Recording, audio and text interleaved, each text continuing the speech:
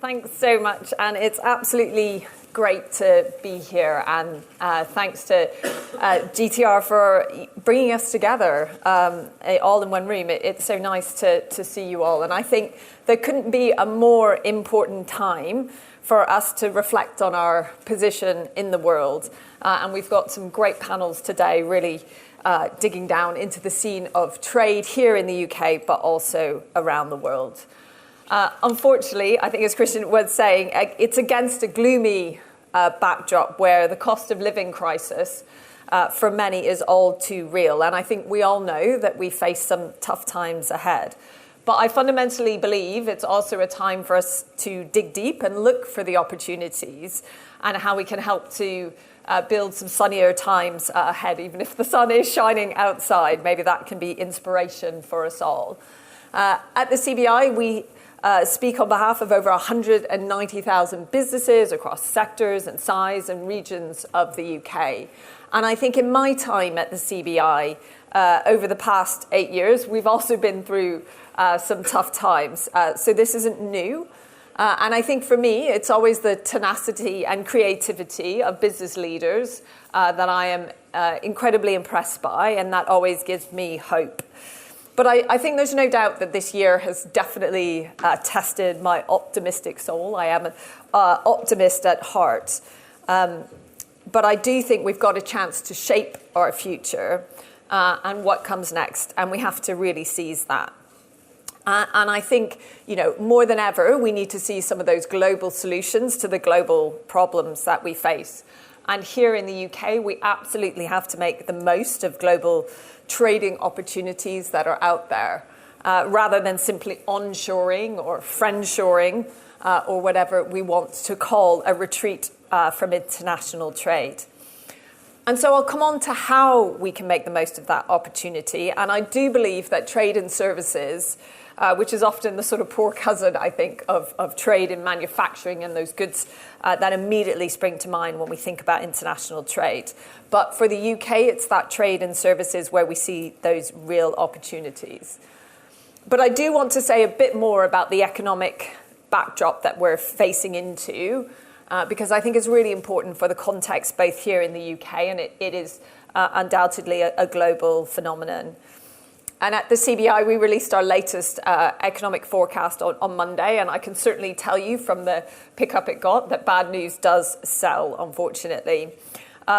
What we are seeing at the moment is we have unsurprisingly downgraded our forecast for the UK, so we do expect to see growth this year of 3.7% and growth next year of 1%, but it's a much gloomier outlook than what we had expected towards the end of last year. And I think we all know that confidence in businesses and for households has fallen.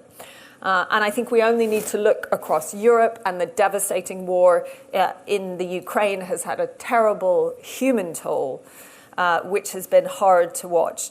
But we are absolutely feeling the economic impact here in the UK and, of course, around the world through higher oil and commodity prices. And that has happened at a time when supply chains are still reeling from the pandemic recovery. We've seen pressure on transport costs, and in some ways it's really this mismatch between demand and supply as economies have reopened around the world that have led to some of that supply chain disruptions. And of course, in Asia and in China in particular, there are still a lot of restrictions in place. And that is ricocheting through our supply chains. And so our own measure at the CBI of supply chain disruption is still almost twice as high as its record peak during the first COVID lockdown in the UK. So, and the labour market here in the UK is also very tight, with the number of vacancies outstripping the number of people actively seeking work. And when I talk to businesses around the UK, it's finding people and talent to grow their business that I would say is that sort of number one concern. And of course, if you take these pressures together, it does mean inflation here in the UK is expected to stay high, close to where it is at the moment. We'll see another peak in October, around 8.7%. But it does start to ease back, and that's where I think there are opportunities as we look further ahead. In fact, in some ways, that high inflation sows the seeds of its own demise by putting the squeeze on households and household spending, and we're seeing some of that turn around. And I think the reason why it will feel tough for many households this year is that pay growth won't be able to keep up with that high inflation. Wage growth will probably average around 5% this year. And that means that households will see the biggest squeeze on their incomes in real terms since records began. And of course, that's the gloominess that we're concerned about. And as a result, that does mean household spending will fall over the next 4 quarters. But as the economy as a whole, we will escape a technical recession, but I think it will feel like a recession for many people this year. And of course, businesses as well are finding things tough. We've seen confidence take a knock and investment intentions have turned down.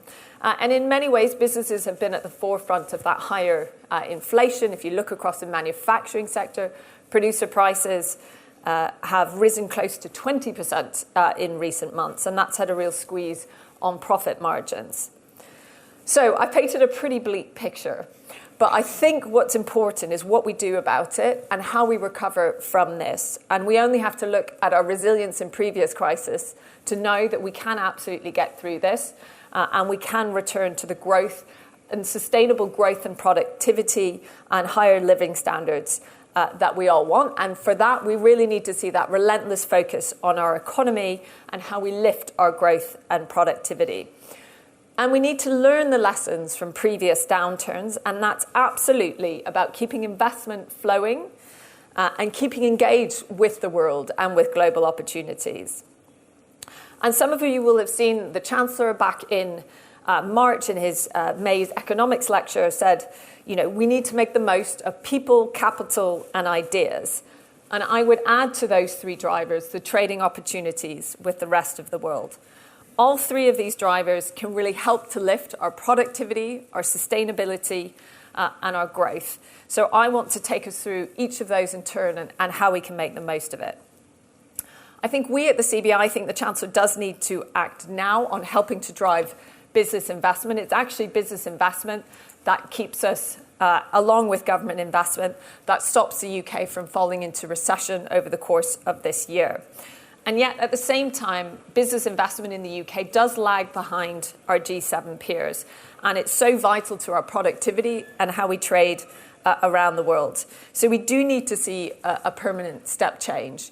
And here in the UK, the Chancellor has set out a super deduction to try and bring forward and encourage business investment in the UK. But that super deduction comes to an end next year. And so we need to have a permanent capital allowance at 100% to follow on from that to really help get investment flowing in the UK. And if we had that, our analysis show we could really lift ourselves out of the bottom of the G7 business investment leagues to really nip at Germany's heel and bring us ahead of Italy and Canada in terms of our share of business investment in GDP. And that would help to lift our growth next year from around 1% to 1.5% and really help to set us on the right trajectory for growth and productivity. But that investment is so important, not just for our growth now, but also for sustainability. To make that net zero transition, we need to see over 50 billion of investment in green technologies to decarbonise our economy every year. And the majority of that has to come from the private sector. And we can't do that if we cut ourselves off from the world. In fact, to make that net zero transition, we have to be even more outward looking.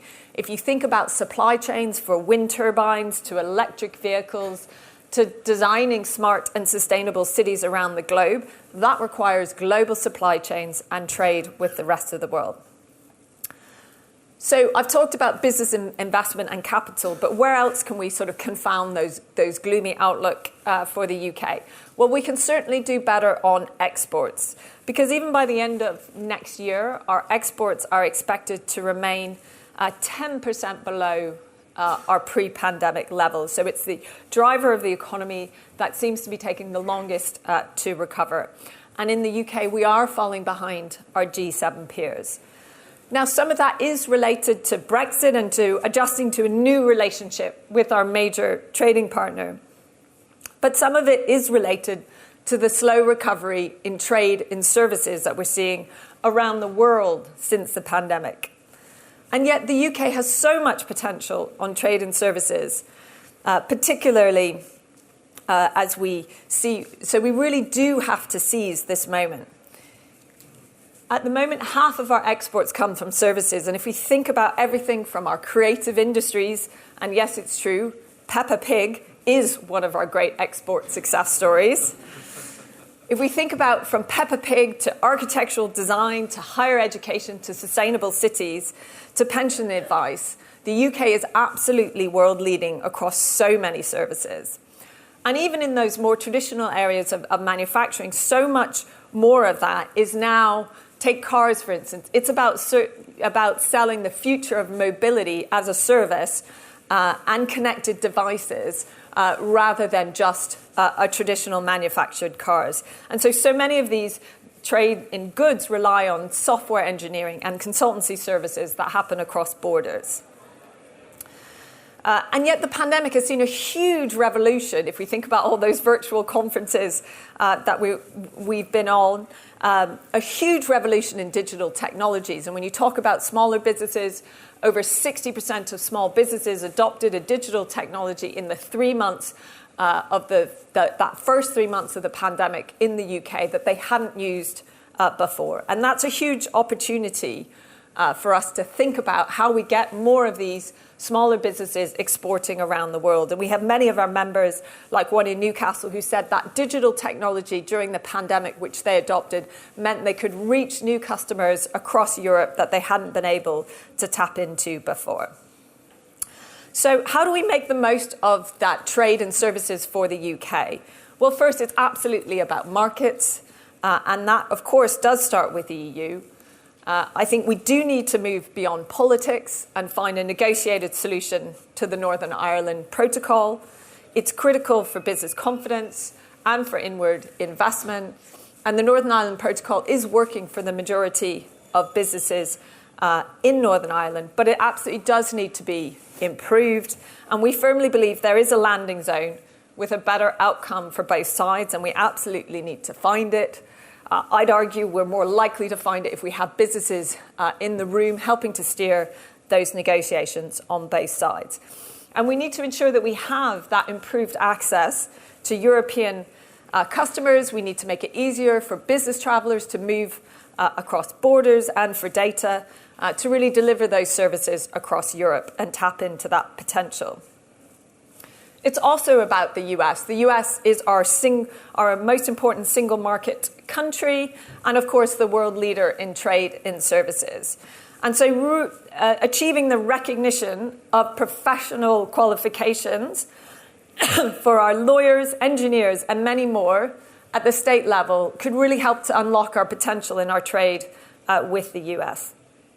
And, of course, we have to look to Asia, where we do see a rising middle class and so much potential in demand for services and so many of the things that the UK is great at. And there's a similar potential in India if we can make the most of a trade deal there, which is really comprehensive. So we do need to look east as well as to the west for opportunities. And in terms of sectors, sustainability advice and green finance, design of cities and energy from waste.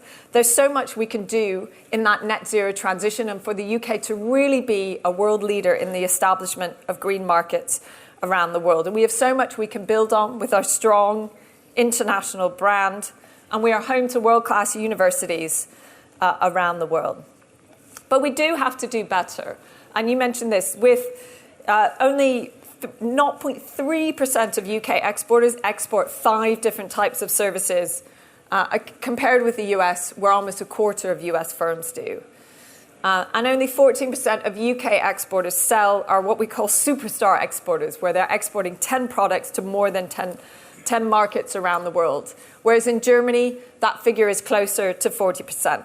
So that tells us there's real potential for us to do better, working with the Department of International Trade and so much more to tap into that potential and give UK businesses the confidence to export around the world. So services as trade is definitely our big long-term opportunity, and it's why we at the CBI have launched our Trade and Services Council to bring together a collective voice for this critical and often unappreciated sector of the UK economy, and to be that voice for services sectors and businesses across all sizes of the UK. It's made up of trade associations from across sectors, from across education, creative industries, advertisement, sustainability, as well as business and professional services. And the aim is really about, first, to show the importance of services to the UK and the world economy. Two, for the UK to be the absolute world leader in service trade promotion. And three, it's about making sure we have the right policy across Whitehall to make this happen. And this is a vital part of the levelling up story around the UK. We've got world-leading universities in all regions of the UK, and the majority of financial and business and professional services in the UK, many of that is outside of London. So we need to tell this as both a regional story and also a global story. And if we think about the drivers, it is first and foremost about people. City UK has recently championed the importance of the UK having access to the world's best talent from around the world for our business and professional services to thrive. And for that to take off, we need to have a better and more efficient way of allowing short-term business travel. It's that mobility that really helps to drive our trade. And the current rules are just too hard in many instances. And we need to have that mutual recognition of professional qualifications I talked about. That's something the Royal Institute of British Architects has certainly set out and called for. And it's absolutely about capital. The Creative Industries Federation says the ability to move people, equipment, materials, and continued success is so important for the continued success of growth in services. And that means investment in our infrastructure, our transport, as well as mobility. And Tech UK, of course, has said that over 190 billion of our services exports are delivered digitally. And that means we need to have super fast broadband around the UK, and we need to make sure that IP and digital are part of our trading agreements around the world. And finally, it's about the ideas, that creativity and design. Currently, 10% of our services exports relate to that creative economy, and we need to foster and support that. And that is absolutely about having the right rules and regulations here in the UK for us to compete at a national level. And we can make this really global, really local as well. In the UK, the CBI, we've been behind supporting the development of economic clusters. And one of the ones we're really championing at the moment is Zero Carbon Humber, where you have businesses coming together to create anchor institutions where we are exporting some of the technologies from carbon capture and storage and others where the UK can really lead the world. And it's so vital for that trade and services. So from the local to the national to the global, from the Humber in the UK to Shanghai in China and so many other places in the world, there's a huge opportunity for the UK to become the world leader in trade and services and build our standard of living.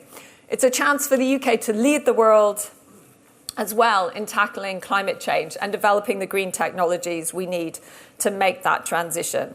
But for that to happen, we need to unlock the right levers in the UK, the talent of our people, the technology to deliver it, and the ideas and creativity to drive it forward. If we can get this right, I hope we can prove me wrong about that more pessimistic outlook for the UK in the near term. Get investment flowing in our economy and reverse some of the stagnation we've seen in our export performance and really get growth back on the table for the UK. And that's what our Trade and Services Council is all about, to be a champion for the opportunities for trade and services, to shout about the things that the UK is great at, and to really facilitate that trade and services around the world. And if we can get that mobility of people, the better investment in digital technologies, and the creativity and ideas, we can really seize this moment to put ourselves and the world economy back on track. So I look forward to the rest of today. I look forward to some questions and reflections from all of you, and I hope you have a great conference. Thank you.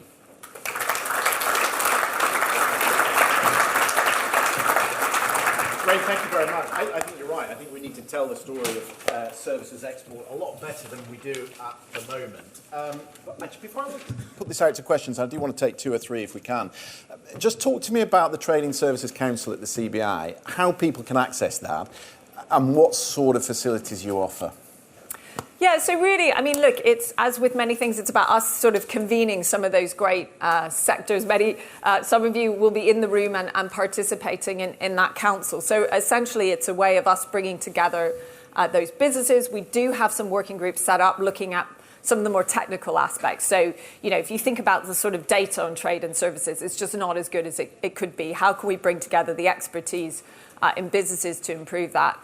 And secondly, how can we just all talk about trade and services? I think whether you're thinking about policymakers or businesses ourselves, we find it much easier to understand and articulate trade in traditional goods, but services is so important to the UK. So it's really about, you know, joining that campaign, and we'd love to hear from more voices who want to get involved in that. And then finally, it's really about being a strong voice for some of the policies we know we need to see, whether it's that mutual recognition of professional qualifications or getting the regulation right across different sectors. So we're really trying to be convening those strong voices to get, you know, where are the common policies we know we need to unlock to deliver it. OK, let's open it up to the room. Do we have a couple of questions? Any questions for Ray? Yes, sir. Let me just wait. Let me just get you a microphone. I think we have someone here with a mic. Go ahead. Yeah, good morning. Gabby Buck from GKB Ventures. I was actually very pleased to hear, and actually I think for the very first time, anyone talk about the importance of services. You know, the UK has a trade deficit and has been running one since 1998. It's about 60 billion sterling. That's notwithstanding the very strong positive trade surplus on services.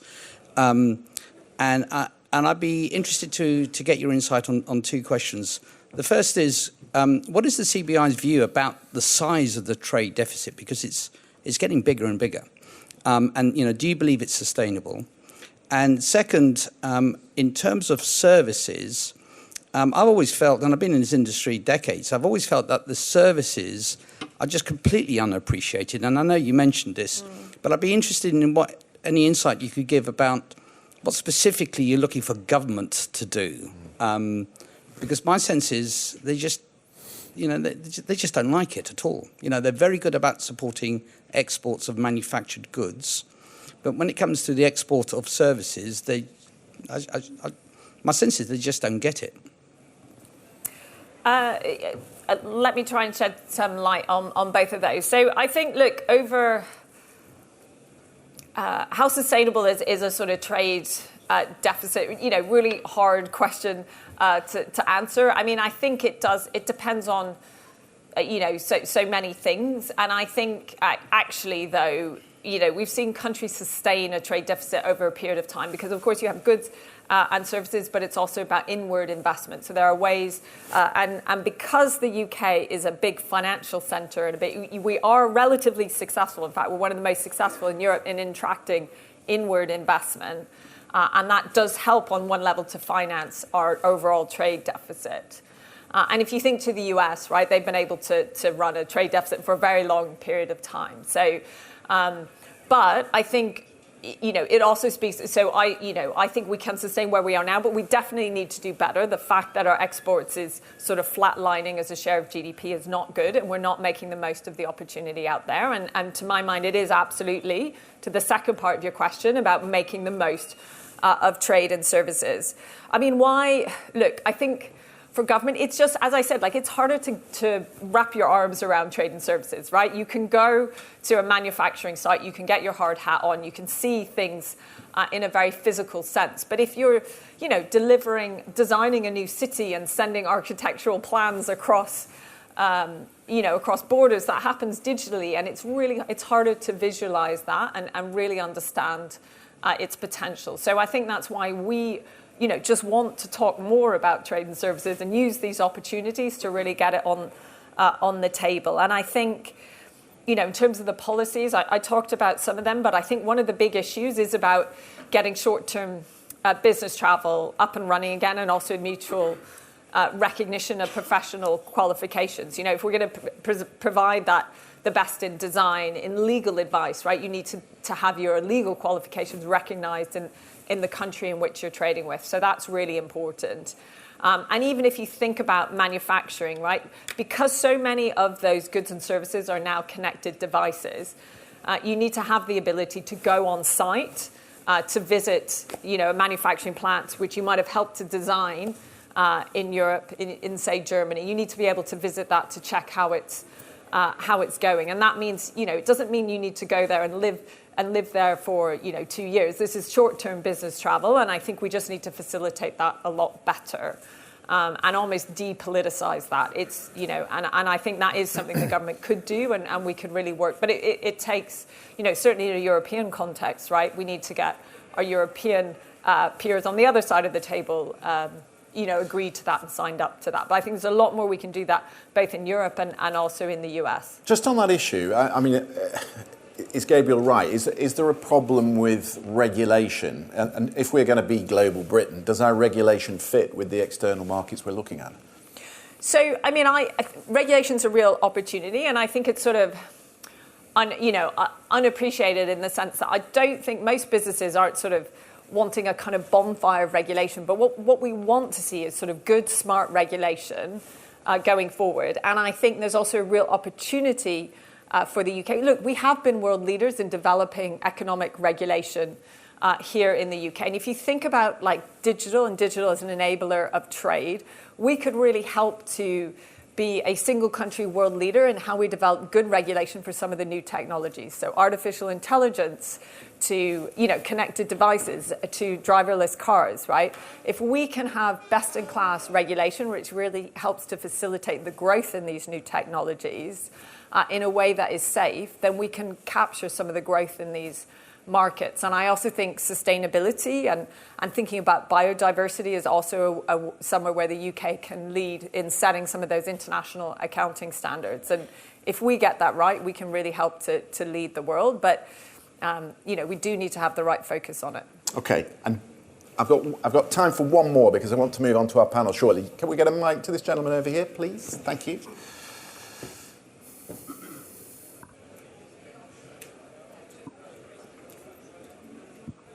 Good morning. Hello, I'm Peter Matzer. I'm a former corporate treasurer.